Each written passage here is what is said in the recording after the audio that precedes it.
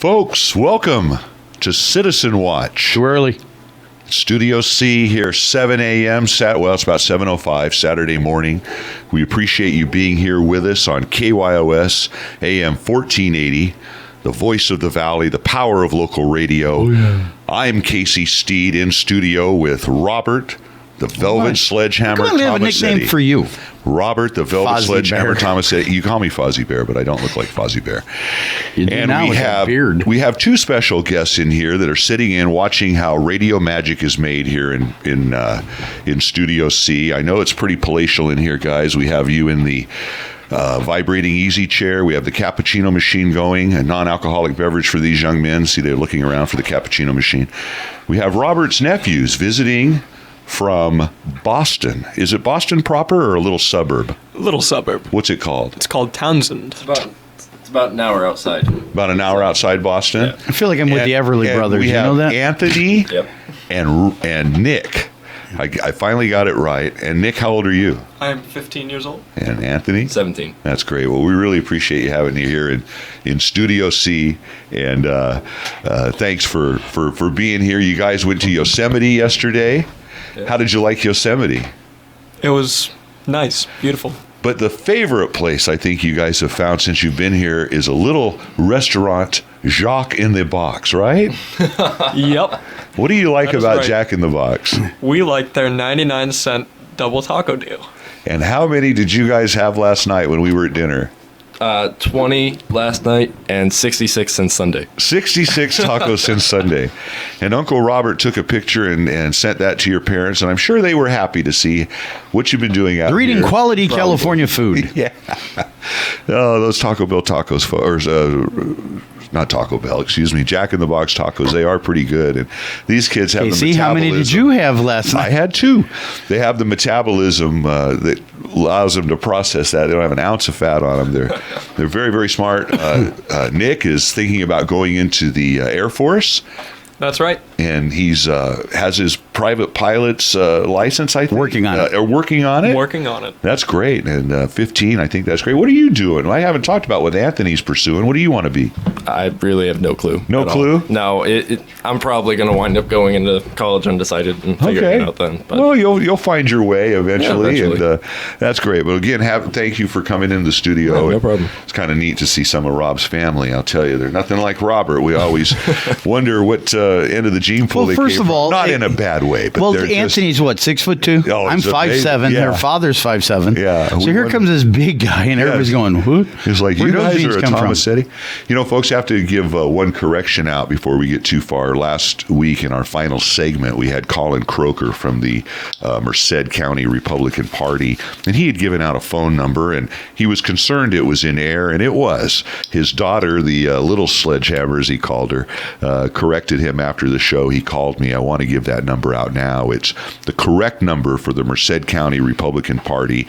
If you're interested in sitting on the Central Committee, participating, speaking in front of them, maybe you're a candidate or a manager of a candidate that wants to speak to the Central Committee, being this is election season, the correct number is area code 209-383-7421. That's 383-7421. And Colin said you can call that number and get a hold of them. So I wanted to make that correction. You know, in the news today, since we've been on the air last Saturday, we talked a little bit about Steve Gomes wanting to come on the show and talking about his new I STEM feel sorry for him. high school. I do too. He's getting heat for this, and you know, From who? I should have guessed where it was going to come from Where the is it? union, from the other superintendents. Why? Well, what they want to do is they want to start a STEM charter school here. Right. Steve's talked about it on our show. Right. I think it's either going to be out at the airport, out there on Wardrobe, or possibly out at Castle. So he hasn't found a location yet. No, but he's found the funding and he's wrote a charter, and I guess it's gone fairly good. Whoa. fairly- Wait. Okay, slow down. See, I want to give Steve kudos for this. He came on our show not even 6 months ago. No, And 3 came months up, ago. Yeah. came up with an idea for STEM. What is that? Science, technology. Engineering and math. Okay. And we don't have a STEM program in any Right. of our schools here in Merced County. Right. So he come up with this idea, and he's already found funding. Mm-hmm. Boy, Rosa Parker Duran, Yes. Mr. Scambray. She's one of them. He's one of Okay, them. all those guys. Maybe they should take some tips from Steve and kind of watch how he works, because here's a guy took an idea from nothing, and he's got money for it. Trying to get something down. And guess what they're worried about? They're worried about their ADA, as you always say, butts in seats. They're worried about those butts being taken out of their seats, Rosemary Duran's seat, Mr. Scambray's seat, Mr. Atwater, and some of the other superintendents. Don't know them very well. They're worried that they're not going to get that average daily attendance money. It's going to take away from their school. But I think the bigger issue is what we're teaching our kids. Exactly. We need to give our kids a leg up. Well, why we don't don't we have a STEM program in this county. Why don't we do this? Why don't you and I, because we believe in the STEM program. I agree. We do. So why don't we talk to, whenever we see Rosemary Parker Duran, whenever we see Mr. Scambray, if he and I aren't, Duking it out. duking it out. But why don't we say it's for the kids? Well, see, For the kids, 'cause let's it's figure not this for out, the Casey. kids. This is where their true colors show through. Right, but this is what I'm saying. When you say the STEM program, what is that, maybe 50 kids to start? Yeah, well, Okay, yeah. so how much ADA could they be losing on 50 kids? They're worried. You give up any little bit of power. They're worried about loosening that iron-fisted grip. Just a Casey. teensy-weensy Yeah, but bit. Casey, let's spin this a minute here. Okay, 50 kids, and you're worried about the ADA funding. Okay, for what? Because you need your 5% pay raise? I mean, Mrs. Duran, I'm sorry, but you make a substantial amount of money, and I think in these last pay raise structures, you got 2 pay raises, one in the spring, one in the fall. And is that what you guys are worried about? Because I don't think 50 kids missing on $88, which is what, $60-something a day. I don't know what the ADA is, but the point is parents are not for the kids.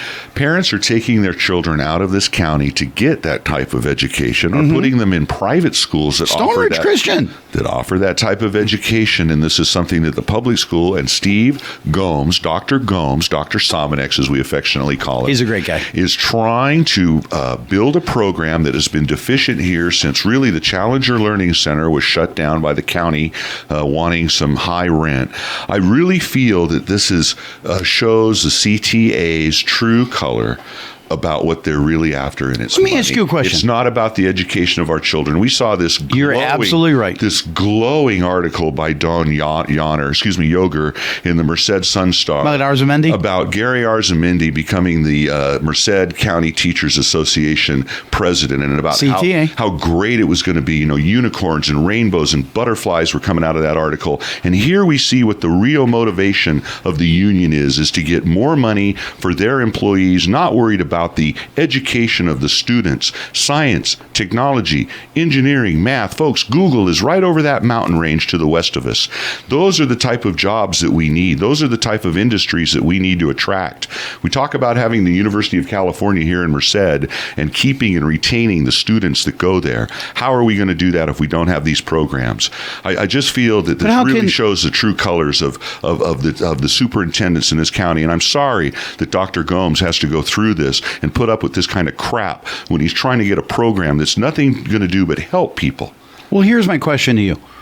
You see Merced is very important for our for growth. Merced. Yes. Okay. So here's a gentleman. So here's a guy that wants to take maybe 100 kids at the max, put them in a program. Okay? Right. Whatever now I got the 2 quantity nephews is. sitting right here that go to Boston schools in Massachusetts. Right. Do you guys have science, technology, and engineering in your schools? You go to high school, Anthony. Yeah, the first year you have required technology courses, and you take engineering classes starting in 7th or 8th grade.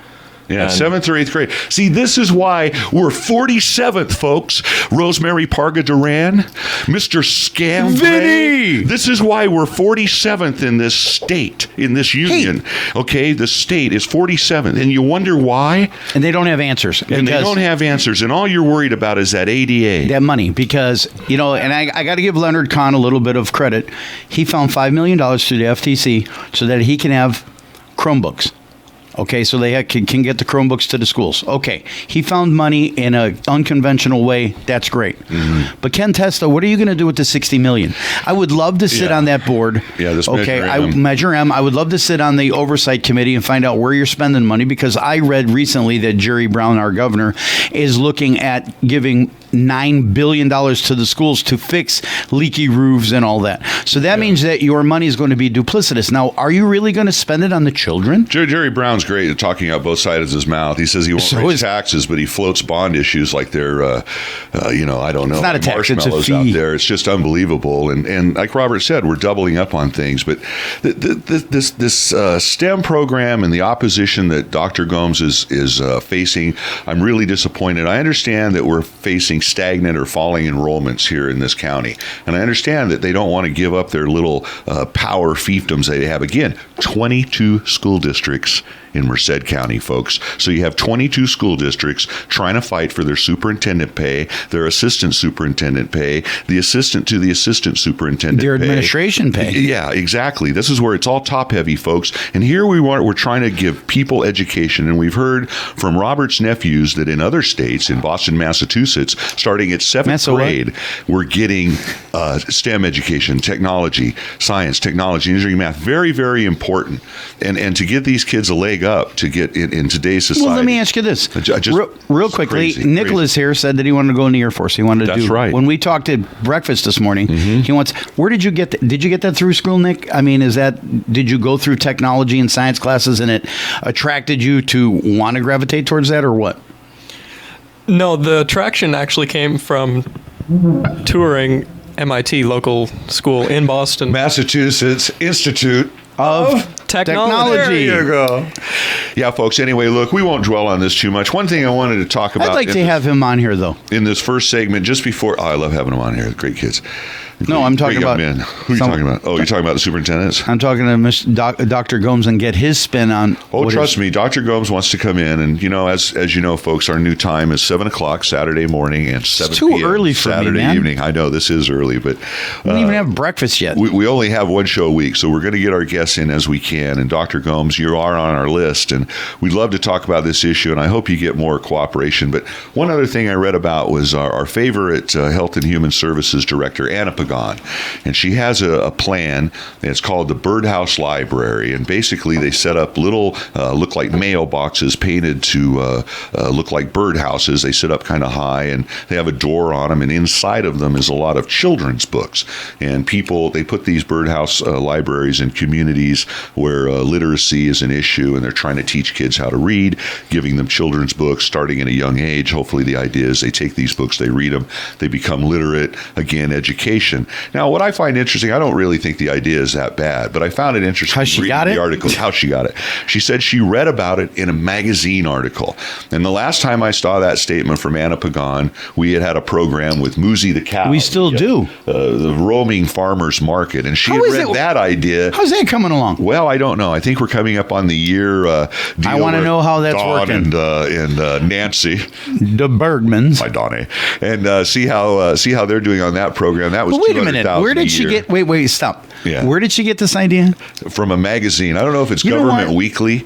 Well, why doesn't she do this? Why doesn't she read, or why doesn't she go over to Walmart and go watch, Welfare Fraud Weekly? Yeah. I mean, yeah. Why don't you read about EBT fraud and some of the welfare fraud we have going on in this country? And it would be nice to. But see, there she goes again. And maybe we are focusing our efforts in that, and they just don't report about it. But here's something that's really important. Mm-hmm. This is exactly what my complaint against Ms. Pagan is. Okay, she wants to give away more money, free, give away. She thinks that that's her job. Maybe her job should be looked at on the opposite. How many kids are not on the freebie system? How many people are not getting EBT cards because they're off the system? Right. So why doesn't she work in coordination with Mr. Hendrickson, my other best friend, yes, and kind of come up with a way to get the people to work and off Well, the system. I agree. I just think, again, I'm not picking on Mrs. Pagan and her ideas. I think they're. I would love for you to come up with an original idea and not read about it in a magazine. But I understand that we do get some of our ideas bouncing things off. I guess this has worked in other areas. They've talked about this. One of the other things I ran into the mayor this week, last week rather, and they're looking at a program trying to pair up youth with businesses during the summer, giving them summer jobs, kind of a like mentor, ROP, like an ROP, exactly. And we can go into Aren't that. we always kind of what do we try to reinvent the wheel all the time? We're just trying to use different avenues. And who gets the money? Well, this is the thing I brought up to the mayor. I said it's great to have these ideas, but you got to have employers to employ people, and it's that's the age-old problem. Is where he's an employer. How many is he going to employ? Well, the mayor has employed some folks from Mojo and stuff, which is another good program.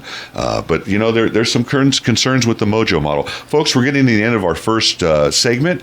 We'll be right back with our second segment on KYOS 1480 AM Citizen Watch. Stay tuned. Folks, welcome back to Casey. Da-na-da-na-na. Oh, sorry. Robert always talks over Case. The only You complaint go on we like get on it. this Wait, show. whoa. Oh, Whoa. good. Okay. We got the clock running. Yes. It's 15 minutes. Yes. Okay. Now let's see who does the talking. Go. Look, we're not keeping chess timers here. Well, then don't do that. Folks, welcome back to Studio C, Citizen Watch, here on this beautiful We're Saturday having a morning. spat. It's beautiful Saturday morning here. It's Hot. It's warm.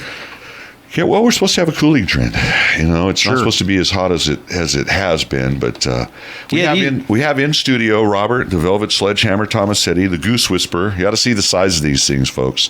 They can't float in their pool anymore. Their feet touch the bottom. Of they're the pool. honking now. They are huge. They are absolutely huge. And of course, we have Robert's two nephews from a little town outside of Boston. We have Nick and Anthony in here visiting Uncle Robert and Uncle Pete for 10 days. They went up to Yosemite. And Cousin Casey. They went up to Yosemite. They went down to the lodge this morning, saw that menagerie. They got wrangled into working and cooking some veal. But folks, we were talking a little bit about Anna Pagan and the Birdhouse Library and some of those thoughts. One of the other things was in the news this week I thought was interesting is the Fresno County Supervisors were going to vote on their continuing support of California high-speed rail. As you know, high-speed rail has been very controversial. It's doubled in cost. The speed has come down. The time frame is taking longer. I always used to chuckle when Supervisor Pedroso, who used to have a show on these airwaves, used to say that, hey, next month we're going to break ground. He'd trot in somebody from the HSR authority, and they'd tell us how great the project is, and they're going to, the shovels are being plated as we speak. Wasn't it in April? Oh, yeah, April, May, June. Here it is, July, going on August, and no shovels in the ground. But the Fresno County Supervisors, I think, have finally seen the light. And Mrs. Pachugian over there, she's led the charge with a resolution. They were going to vote on it this week, and they took public testimony. They had twice as many people speak in opposition as they did in favor of the project. The High-Speed Rail Authority, Mr. Morales, stood up and said, hey, whether you support it or not, it's still going to go on, though we would like to have your support because it shows private investors that we have support of the so they're pandering. They're pandering, of course. And this thing, I've declared it dead months ago. It's on life support. It's giving its last few gaffes every once in a while on the local radio TV station. You'll see a pile. They tore down a bar this week, and that was supposed to be progress. But again, no official groundbreaking. And folks, until we have an official groundbreaking, it ain't real. And they don't have the money. They don't have the funding. I applaud the Fresno County Supervisors for showing backbone, for showing leadership, for realizing What about those project. farmers? What about those farmers? Where was it? I forgot. About farmers. Was it Hanford? About HSR? Yeah. Well, TOS, Mr. Toss, he's one of the litigants that has successfully sued the High-Speed Rail Authority. His lawsuits have been upheld so far and could be the demise of this project. But in the comment, when the supervisors got their chance to comment during the public comment section or during the process, the hearing, that's what I'm trying to search for, 3 of the supervisors, including Mrs. Pachugian, indicated that they're not for the project, which would be a majority of the supervisors to go against this project. This would be big news, folks. Madera County supervisors are dead set against the railroad project. I believe Kern County is set against. Because they're destroying, what people don't realize real quick, Casey, is they're destroying livelihoods with farms. They're just blowing past. They're like the big bully. I'm going to take your land. You don't like it, tough. No. Yeah, okay? Now, it's going to cost nothing but money. Right. And what I don't understand is why politicians don't stop and say, hey, we can't afford this. Robert, and you bring up to my point, is why I brought this up. Backbone, leadership, telling us why, look, enough is enough. This is time to stop this project. And our own Merced County supervisors, what do we hear from them? Well, if it's coming, we want to get it. Folks, this is like taking your house apart to stay warm, burning your house to stay warm. This is taxpayer money. We can't afford it. If this project was what we voted on, I'm all for it, but it's not. It's morphed into who knows what. They don't know routes. They don't know speeds. They don't know costs. But somebody has been taking the money. Well, $1 billion spent so far and not one spike in the ground. So why isn't anybody wanting to know an accounting of that money? Well, I want to know where $60 million with the city's going. I mean, with the Fresno city County, schools. Well, that's true. That's another. Yeah, we want to just know where $60 million went. What about $1 billion? Fresno County supervisors wrote a letter in 2012 asking those questions. Never have got a response, and this is why they're thinking about pooling their support. They're going to revisit this issue in 2 weeks, and I would hope that they would listen to the people that spoke in opposition and listen to the rail authority. And if they don't get good answers from their questions, hey, yes, tell me when you get a break. Because while you're talking, I'm listening. No. I want to revisit the science program. Science, technology, engineering, and math. I just happened to be reading this it's a letter to the editor. Yes. And it was in yesterday's newspaper. Right. And it's called Science Program Crucial. And it's cute, but of course, Mrs. Roche, I believe her it's got a slant to it. Okay, of course. Of course, everybody does. But here's a part of it that annoys me. Right. My son's hope, it says his hope, was that by illustrating the excitement and level of achievement at the NorCal Science Olympiad tournament, he could get someone in Merced excited about Science Olympiad. Right. He was trying to get just one teacher interested in sitting down and talking about this project. Just one. One teacher. How many people do you think responded? 0. Exactly. So when these school teachers sit there and say, it's about the children. It isn't. BS. No, it's about the money, Gary. Right? Right, Gary? CTA Gary. Isn't that why they elected you? CTA Dora Crane. I mean, I read that article, and I figured they were blowing your leaves off the driveway after that article. I mean, that was such a fluff piece. What I wonder? I haven't seen pastries with that much fluff. Tell you what, meringue, man. I'll bet you he's running for a public office. Well, I wouldn't. Let's watch. You looked at all the people quoted in that article. Well, his family members, relative, or a union rep, or a union representative. Anyway, it was a very good point, Robert. Very good point. My point nobody's again, interested. No teacher, right. Educator, okay, who sit there and tell you it's for the children and we want to teach kids.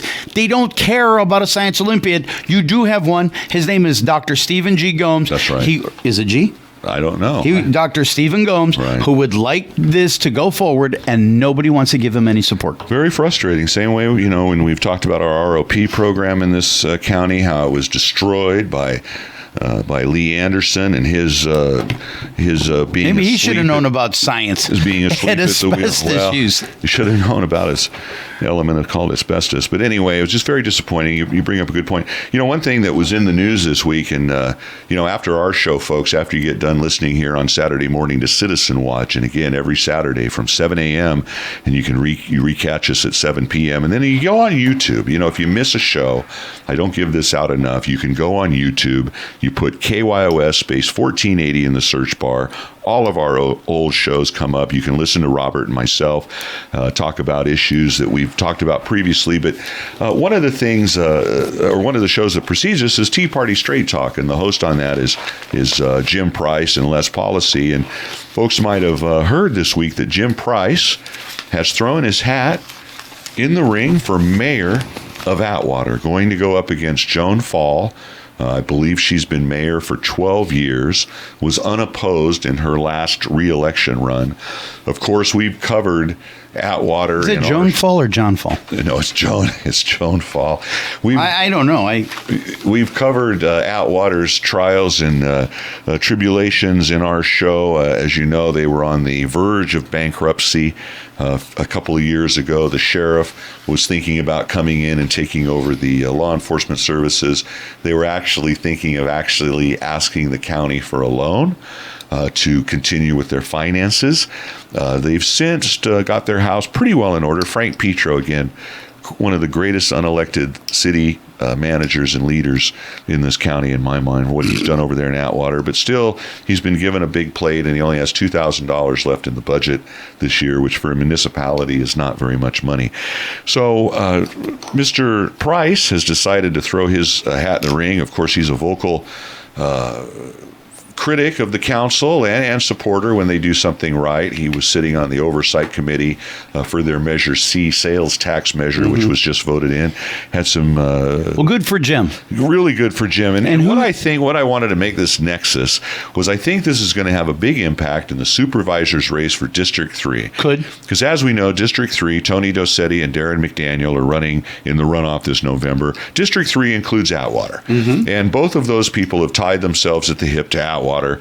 Tony, used to buy bubblegum over there at McSwain when he was a kid, and he wants everybody to know that he's part of Atwater. Of course, Darren's part of Atwater, lives there. I think these issues in the city of Atwater are really county issues. They're issues in District 3, and I think they should be addressed by not only Jim Price and Joan Fall, but also the candidates in District 3. But that makes a really great point. It's like when I got something that happens in Dos Palos or Los Manos, and I go to John Pedroza or I go to Hubna. Yeah. Well, that's Jerry's territory. No, but that's not right, Robert. Exactly. It's not right, because all 5 of those guys and woman, lady. 4 guys and 1 woman. 4 guys and 1 woman control the county. Now, this is the same problem we saw with Walmart when we talked about the Walmart distribution center, and they said it's city, not county. Yeah, depending. But on there's who you no talk solid. to. But the problem is there's no solidarity. There you go. So if you got Jim Price, who has solidarity with one of the candidates and reaches out to one of the candidates, right, that can be the death knell for the other one. I think what it will do is it will force the issues, because one of the candidates has opinions. They give you what they say. HSR up and down, slush fund from the supervisors up and down, and you get folks that say, well, I'm not sure. You don't want to get into office. I'll review the issues. No, we need answers to the issues now before we elect you, and we want to know how you feel. One of the big deals over there is the AT&T call center leaving, and again, as Castle goes, so goes Atwater. So these issues are tied. What the county's doing now, they're going to try. The union is going to have a last-ditch effort to try to keep this thing open. I heard that they through the end. Did you hear why? This is what I heard. It's just rumor. Why is Castle losing AT&T? I've heard a couple of things. What have I've you heard rent. I heard rent too. I hear I heard they were getting $5,000, and now it's coming up to. I read in the papers $365 a year, which disagrees from what I heard they were getting. But I hear it's union representation in California is getting very difficult to find people. So guess what? The unions go where? Right. To the public works people. Right. Well, hold on, because here's what I'm going to spin to real quick, and I hate to do this to you, but I'm going to. No, go ahead. I missed this. County workers retired to take payout. Right. Okay, Jim Fincher, who's county council, and Greg Diaz, who's city council, I think are instrumental in all this garbage happening in our county because they're afraid of what? Lawsuits. Right, well. Okay, you're an attorney, Jim. Greg, you're an attorney. Are you a good attorney or are you a crud attorney? If you're a crud attorney, then you could sit there and cave in and tap dance like Greg Diaz always does. I would love to see Greg Diaz in a court of law. Okay, the point of the matter is that here, should these county workers decide to take advantage of a vacation cash out to be included in your pension, your last workday was July 10th. Now, it says the 160-hour benefit stems from a California court decision in Ventura that addresses whether cash outs could be counted. Right. Could. Doesn't say should, shall, must. And it's up to the supervisors to enforce that. So guess what happens? The attorney sits down and says, well, John, if you say no, you could get sued, and we don't want that. Well, so, okay, give them what they want. Yeah, but it applies to Johnny, too, and all the supervisors. I don't mean to pick out just Mr. Pedroza. No, but the point of the matter is... they're padding their own nest. They're padding their own nest, but the problem I have is, again, what we've always talked about, is Greg Diaz and Jim Fincher are supposed to be, advisors. Right. Tell us how we can do it, not how we can't. I'm sick and damn tired of these guys, and I'm going to start going to meetings, and I want to know, and I'm going to address it with the attorneys direct. Mr. Fincher, instead of telling them what they can't do because it might get sued, how about telling us how we can do it? Okay, you are feathering these people's nests on the auspices of we could get sued. Yeah, the scare tactic that, what was the company, the group, the Hispanic, what was it? Maldef. How much money did they bilk out of the city because Greg Diaz said it's better to settle than to go? It wasn't bilking. It was, you called it right. It was extortion. Yeah, $44,000, folks, is what they extorted out of the city last week. And by the way, the city council meeting is coming up this next Monday night. I would encourage folks that are interested in that to at least watch it on YouTube. It live streams, starts at 7 o'clock. It's kind of fun to watch it in the background. But here's what I'm having a problem with. What? The people are feathering their nest. Well, so let's get out now because again, we're going to lose our benefits. Leadership, folks. It goes back to what I talked about at the start of this segment with the supervisors in Fresno taking a leadership stand, not just, hey, if it's coming, let's get what we can for us. They're finally standing up and saying, look, this project isn't what we built. It isn't what we did. It's not something we want. This is what we call leadership, and this is what we want to see in this election. And these are the kind of candidates that I think the questions need to be answered to. I applaud Mr. Price for entering the race. If nothing else, he's going to elevate the debate. Folks, stick with us. We're going to our second break. We'll be back with our third and final segment on Citizen Watch on KYOS AM 1480. Folks, welcome back to the third and unfortunately final segment of Citizen Watch on this beautiful Saturday morning. What date is it? Here in Mercedes, July 19th, Robert. I'm impressed. A week from yesterday will be my birthday, so when folks come back, I'll be 1 year older. No, you won't. You'll only be 6 days older. And hopefully no wiser. And I want to give a birthday shout out to Lena. Me? Her birthday, and to Robert. Lena's birthday was the 14th of July, and my thoughts are with you all the time. And Robert's birthday was the 15th of July. Your thoughts are with me all the time. I'm touched. Robert, come on. Anyway, folks, welcome back to Citizen Watch here at Radio Merced, KYOS, AM 1480 on your dial. The voice of Merced, the voice of the Valley, the power of local radio. I'm Casey Steed. We have in studio Robert, the Velvet Sledgehammer Tomasetti, the Goose Whisperer. They're getting bigger and fatter every day. We're picking out stuffing. We don't know if we want a sage or just a regular dill. I'm teasing. We would never kill him. And then we have Robert's nephews who visit us from a little town outside of Boston. We have Nick and Anthony in studio, watching intently to see how radio magic is made. And I know they're probably just bored to tears and can't wait to get on with their day. You know, one thing I wanted to talk about was the legal... What day? They're going home. Well, they're going home Saturday. Or Saturday night. Got to drive to San Francisco. Well, one of the things that was, we've talked about a little bit, and Robert mentioned it, was Maldef and the lawsuit they have against the city of Merced that was evidently settled by putting redistricting on the ballot, talking about going to six districts here in Merced. And then we're talking about... It wasn't settled, it was extorted. Well, extorted. I'm trying to be nice. Tony Dosetti said it was like negotiating with the devil. And he wasn't far off. The League of Women Voters is going to be tasked with vetting candidates for a committee that the city council will vote on to decide these districts and what it's going to be. One of the things the League of Women Voters does too is have debates and stuff with the candidate forums. There was a debate in Stanislaus County. It was the League of Cities debate held up there in Stanislaus this week, and they didn't allow the Assembly 21 candidates to participate. And I was just a little disappointed in the League of Women Voters. Their excuse was that the candidates, there was only one candidate in the race. Of course, Adam Gray was the incumbent running for re-election. Jack Mobley got in there as a write-in candidate at the last moment. I think they probably should have allowed Jack to participate in the debate. Evidently, these rules were made before the election. So I'm a little disappointed in the League of Women Voters for that. I hope they're a little more fair. What did you say with the boundaries? Last time we talked, you talked about the League of Women Voters when you had Mr. Croker here. Yeah, it's a Democrat. And what did you say? Okay, and Adam Gray's a what? Democrat. And Jack Mobley, who's been shunned, is a Republican. Well, there you go. But see, the problem is people don't know how to connect the dots. And when they do, you've connected them very well. Well, I can connect dots real well. I look at what I've told people constantly is agenda. What is your agenda? Yeah. And the problem I have, like for example with Jim Price, his agenda is he's sick and tired of listening to Joan Fall and the two Rivero boys, J and J, Yeah. and he's getting tired of it. And here is Frank Pietro, who's trying to do a darn good job, and he is not a politician. Right. No, he's What not. was that, a No, gunshot? He's not elected. Was it a gunshot? No, it was my water bottle expanding. No, he's not elected, and that's why I say he's a great leader. Some of our greatest leaders are unelected, and again, to see him step up into that position. But again, the League of Women Voters, I hope that they will look at this redistricting fair and pick out some good candidates and not. Why don't you and I do it?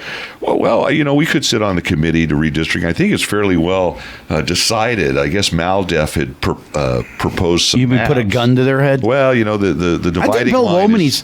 Look at Bill Womany's ideas is great. They've poo-pooed that. He wanted 2 candidates from each district. I think it was 6 districts, folks. For a town of 80,000, people I've talked to don't think it's going to work very well with the voter turnout we have. You may have council members being elected by a few hundred people. But here's the problem. Yes. Okay, if you have Mike Bill Womany's idea, which is three level, 3 layers. Right. Okay, so you got south side, you got central, you got north. Exactly. Okay, and you get 2 from each. Right. You got a bigger gene pool to pull people from. I agree with you. When you do the little, like tic-tac-toe. Exactly. You got 13 people over here, 2 people. You got one guy that could sit there forever. Hey, Joey, how's it going? You're on the council for 42 years. Well, I think you're right, and that's gets into the term limit thing. But really, does anybody pay attention to this? Well, no. No. Stan gets up and goes, Well, no, now Stan, I was disappointed that he suggested League of Women Voters. And I think some other people have made that a concern to him, but it'll be interesting to see how this all shakes out. But why do we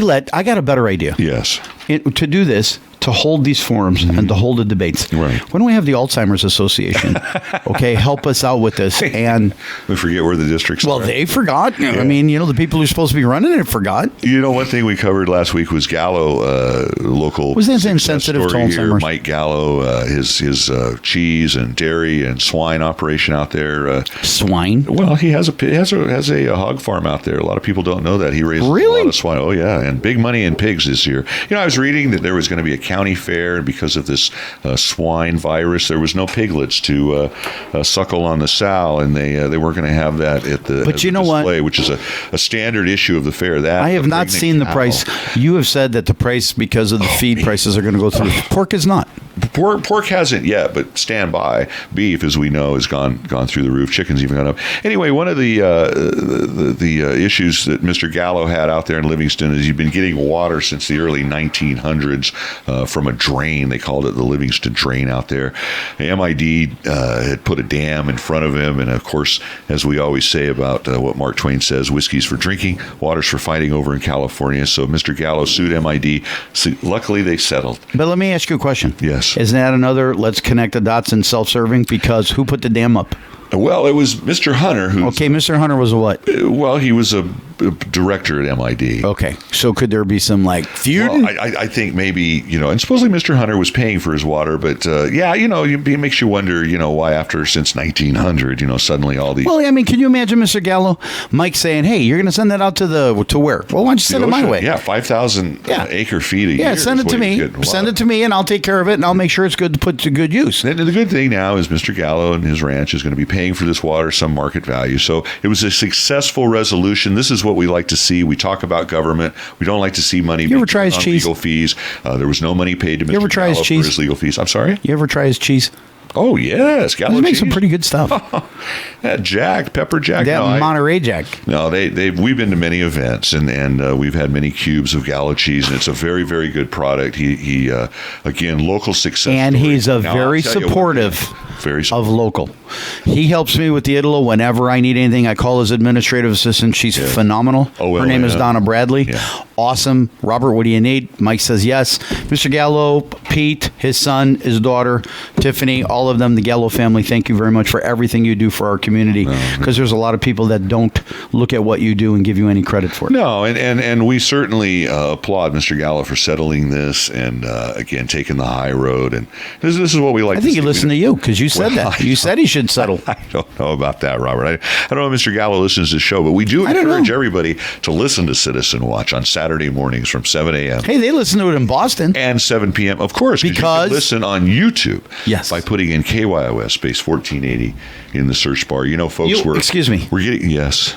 Do you want to stop text messaging your girlfriend and participate? I mean, that's what teenagers do. Well, it's a text message world. Nobody But you know what he talks did? anymore. But you know what he did? It was But my there's- birthday the yes. other night, and I said, I'll make you a deal. What? So I let him go sit at the pool. I said, Nick and I are going to go golfing. You go hang out at the pool. You can talk to your girlfriend for as All many day hours you want. long, yes. So for 5 hours, he sat at the pool, and I said, okay, now it's dinner time. It's Yeah. my birthday dinner, and he gave me the phone. He said, Right. here you go. We made a deal. I thought that was pretty good. Way to go. That is nice to spend time with your Uncle Robert. No, that's not it. Hopefully He they'll- wanted the food. This hopefully guy they'll- went through more plates of food in 5 minutes than I do. Well, you know, I was thinking maybe one of the things out there at ATT, you know, there might be some jobs after they leave stripping out the copper wire out of those buildings. What do you think? You know, I know you're doing it and joking, but that's my problem with Merced. They better we guard lose a that business. place like Fort Knox. What happened to the Save Mart right over here on our street, remember?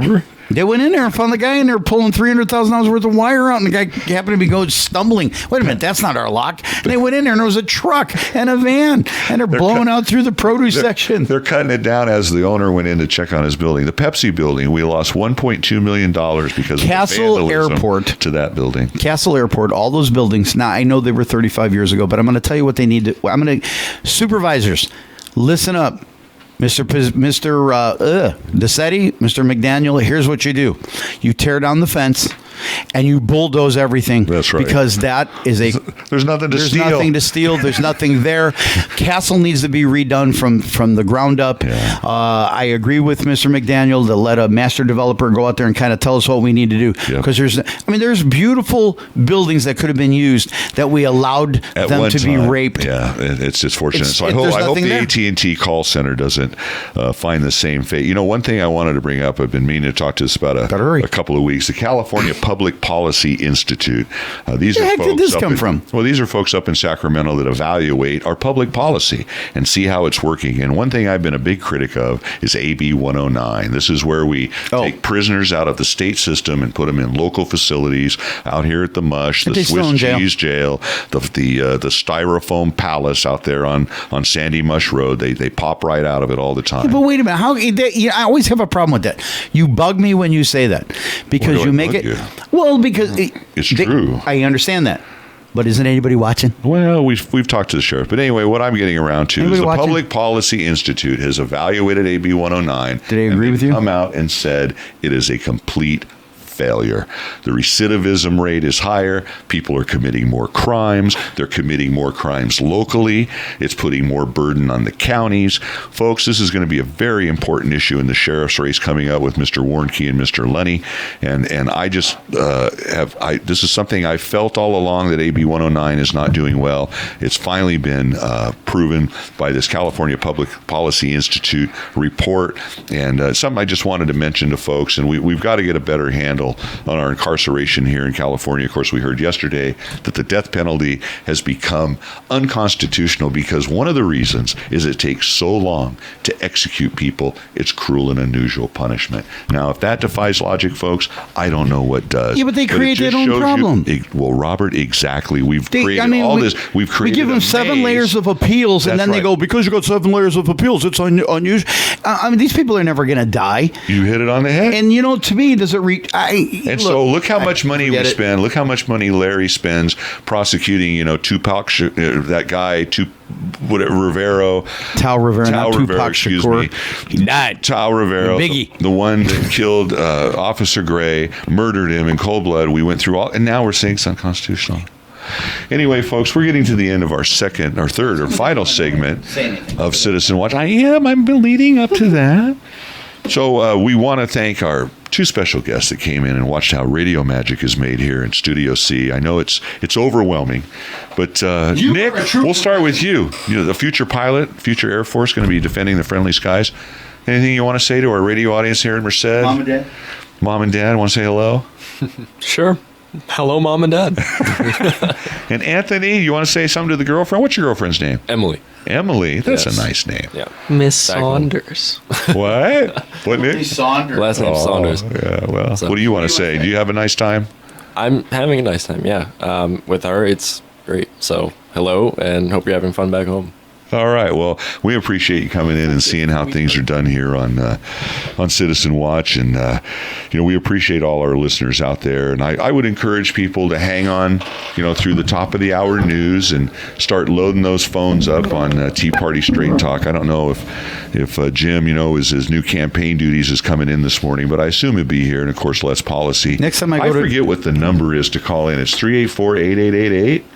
I forget what the call-in number is, But folks. you know what's funny? Don't quote me, but it sounds good. If Jim Price becomes mayor of Atwater. Yeah, well, think about it. Okay, I know. Next thing I They know have is- Gemini flight support services right, out and they're there. both what? Mayors. Yeah. And so next time I go to Southwest Airlines, I'm going to, hi, are you a mayor? And the Yeah. guy's sweeping up. Well, as they're cleaning the labs out there on the German tourist flight, it's nice to know that you have a mayor in there freshening up the plane, So anyway, it'll be interesting to see, like I say, our congratulations or maybe condolences to Mr. Price for How about taking Stan on talked that. him into that? I don't know. He might have looked and see how easy. being mayor is pretty fun. Well, he might have looked and see how easy Stan Thurston makes it look. I don't know. And Stan was sweating bullets when he was going against Mr. Lohr. Let's be honest. I'll tell you, and he pulled that one out of his hat. And we just hope for a good voter turnout in this election, folks. We encourage everybody to get out and vote because, if you don't speak your voice. Our two guests in here, young men, they're going to be 18. One's going to be 18 in next year and the other in 3 years. And I hope that you would vote. And I can see by the nodding of their heads that they will be because it's very, very important. These guys got their heads screwed on straight. It's really nice to have them in studio. Folks, we're at the end of Citizen Watch for another Saturday morning. Please tune in next Saturday when you'll hear another edition of Citizen Watch on KYOS AM 1480, the voice of the valley, the power of local radio. I'm Casey Steed, Robert Tomasetti, the Velvet Sledgehammer, Anthony, Eric. Thanks for coming in. Robert. Eric, it's Nick, you Nick, knothead. I'm sorry, I almost got it right. Good night, Mrs. Calabash, wherever you are. Goodbye, folks.